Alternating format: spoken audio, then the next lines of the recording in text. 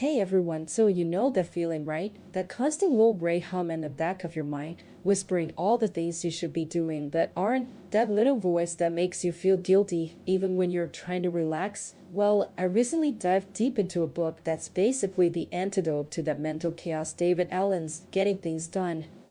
Or as many call it, Jet. This isn't just another time management book promising to cram more into your day. Far from it. Allen, who's been a management guru for decades, says our modern lives have basically rewritten the rules of work. Back in the day, work was obvious, right? You plowed the field, milked the cow, you saw the work, and you knew when it was done. But now, our projects have no edges. There's always more information, more possibilities, and an endless stream of inputs hitting us 24/7 ZV. 6465. Our brains, brilliant as they are, just aren't designed to keep track of all that stuff. So what's the promise of Jet? It's about achieving a state David Allen calls mind like water. Imagine throwing a pebble into a still pond. The water responds exactly appropriately to the force and mass of the input.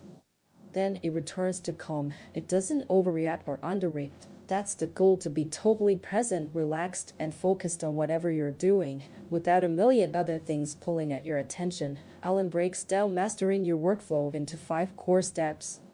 Think of it like cooking. You capture your ingredients, clarify what they are, organize them, reflect on what you've got, and then finally you cook. This is the heart of Jet, and it's surprisingly simple in principle but profound in practice. First up is capture. This is about getting everything that has your attention, literally everything, big or small, personal or professional, urgent or not, out of your head and into a trusted in-tray system. You know, those little things that nag at you, like, oh, I need to replace that porch light bulb. Or bigger ones like enroll hunger. All of it needs to go somewhere outside your brain, because if it's in your head isn't clear. And yes, I hear you, everything. It sounds daunting, right? But you insist, if you give yourself just a few hours for a mind sweep, you'll be amazed how much mental clutter you can offload. The key is to minimize your capture locations. Don't have a million different places to write things down, and regularly empty them. Because if you don't trust your system to hold it all, your brain will keep trying to remember. And it's terrible at that. Once it's captured, the next step is clarify. This is where you actually decide what each item means. Is it trash? Is it reference material you just need to keep? Or is there actually something you need to do about it? And if there is something to do, here's the magic question: what's the next action? This isn't just set up meeting, it's the physical, visible action. Is it email Fred about meeting time, or call Sarah to ask for her input? Getting this specific is crucial because, as Allen says, things rarely get stuck because of lack of time. They get stuck because what doing would look like. And where it happens hasn't been decided. It makes so much sense, right? And here's a super practical tip: the 2-minute rule. If a next action takes less than 2 minutes, do it immediately. Don't defer it. Don't put it on a list. Just get it done. This one little trick, he says, can add an hour a day of quality discretionary time for some people. If it's more than 2 minutes, you then either delegate it if someone else should do it, or defer it if you're the right person but not right now. Third, we organize. This is about putting those clarified items into the right buckets in your trusted system.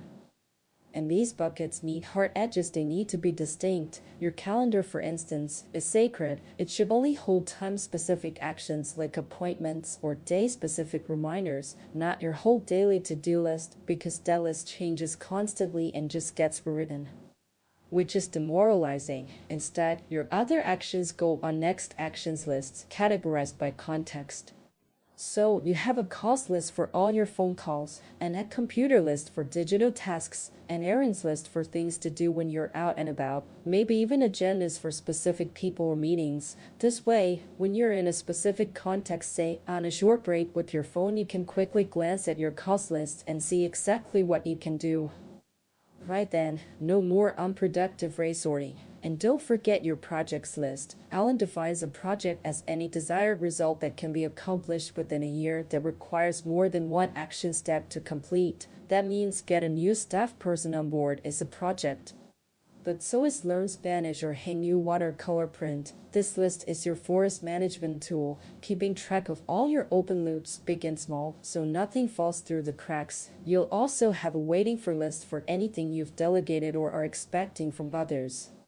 And for things you might want to do someday but not now, there's the someday maybe list. This is where your creative ideas can live without nagging you. Wow, that sounds like a lot of lists. Doesn't that make things more complicated? It sounds like a lot, doesn't it? But the goal isn't complexity, it's optimal simplicity. The system takes the burden of remembering off your mind, freeing it up to think and create, not just store.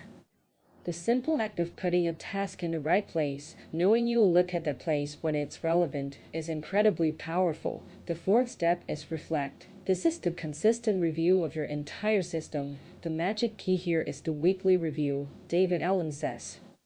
Everything that might require action must be reviewed on a frequent enough basis to keep your mind from taking back the job of remembering and reminding. If you don't do this, your brain will take back the job, and it's terrible at it. The weekly review is a dedicated time, ideally a couple of hours, to get clean, clear, current, and complete. You collect any loose notes, process all your entries, email, physical, digital, review your past and upcoming calendar, check your waiting for list, scan your projects list to ensure next actions are defined, and finally, look at your someday maybe list to get creative and add new possibilities.